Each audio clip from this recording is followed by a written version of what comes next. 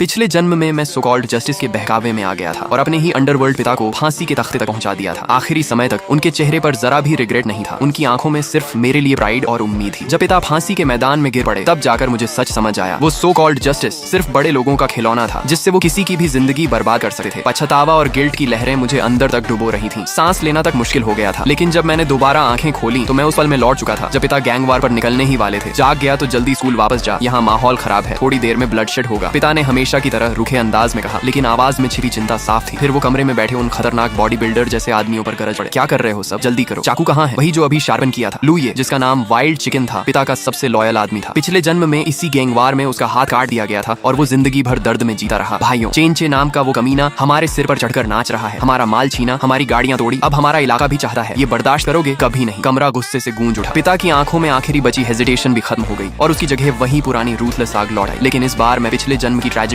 दोबारा नहीं होने देने वाला था। जैसे ही पिता चाकू पकड़कर आगे बढ़े, मैंने उनकी कलाई कसकर पकड़ ली। क्या हुआ बेटा, खर्चा कम पड़ गया क्या? अलमारी से पैसे ले लेना, मुझे देर हो रही है। उन्होंने मेरा हाथ छुड़ाने की कोशिश की लेकिन इस बार मेरी पकड़ लोहे की तरह थी। पापा, चाकू नीचे रखो। कमरे में मौजूद लुई, लियू फूशिंग और बाकी सारे लोग शौक में जम गए। सब जानते थे कि झांग परिवार का बेटा हमेशा किताबों में डूबा रहने वाला शरीफ लड़का है जो मुर्गा कटे भी नहीं देख सकता। क्या बकवास कर रहा है तू? उस हरामखोर ने पिछली बार मेरे चेहरे पर पेशाब कर दिया था। अगर मैंने जवाब नहीं दिया तो इस शहर में कोई मुझे भाई नहीं मानेगा। हट रास्ते से, मैंने कहा। चाकू नीचे रखो, तू अपने बाप को सिखाएगा? पिता गुस्से से गरजे। वाइल्ड चिकन, इसे स्कूल छोड़ा। लुई आगे बढ़ा लेकिन तभी मेरे शरीर से निकली खतरनाक ऑरा ने उसे वहीं रोक दिया। मैंने सिर्फ एक शब्द कहा, दफा हो। इतनी ठंडी आवाज थी कि सालों से क्राइम वर्ल्ड में रहने वाले लोग भी कांप उठे। झांग यान्सी, तू पागल हो गया है क्या? मैं ये सब किसके लिए कर रहा हूँ? तेरे फ्यूचर के लिए। पिता ने पूरी ताकत लगाकर मेरा हाथ छुड़ाया लेकिन अगले ही पल मैं बिजली की तरह आगे बढ़ा और उनकी कलाई के प्रेशर पॉइंट पर उंगलियां जमा दी। धमाक! भारी चाकू जमीन पर गिर पड़ा। पूरा कमरा साइलेंट हो गया। सब मुझे ऐसे देख रहे थे जैसे कोई मॉन्स्टर देख लिया हो। वो कमजोर दिखने वाला लड़का जिसने कभी लड़ाई नहीं की, आज अकेले ही शहर के सबसे खतरनाक आदमी का हथियार छीन चुका था। मैंने ठंडी आवाज में कहा, अगर जेल में सड़ना है तो इस दरवाजे से बाहर निकल जाओ, मैं नहीं रोकूंगा। तुझे अंडरवर्ल्ड का क्या पता? लोग मेरे सिर पर चढ़ गए। पिता फिर झुके चाकू उठाने लेकिन मैंने उन्हें रोक दिया। 2 गलियां आगे चौराहे पर एक सफेद वैन खड़ी है। नंबर का आखिरी डिजिट 8 है। उसमें क्राइम ब्रांच का कप्तान वांग बैठा है। जैसे ही तुम्हारे चाकू पर खून लगा, सीधा 20 साल की सजा मिलेगी और शायद एनकाउंटर भी हो सकता है। पूरा कमरा स्टंड रह गया। तुझे ये कैसे पता? मैंने कहा, यकीन नहीं तो किसी आदमी को भेजकर देख लो। कुछ देर बाद आदमी भागता हुआ लौटा। चेहरा डर से सफेद था। सच में पुलिस है और होटल के बाहर भी गाड़ियां खड़ी हैं। पिता के चेहरे का रंग उड़ गया। उन्हें समझ आ गया कि अगर मैं नहीं रोका तो वो मर चुके होते। चेंज बहुत घटिया निकला।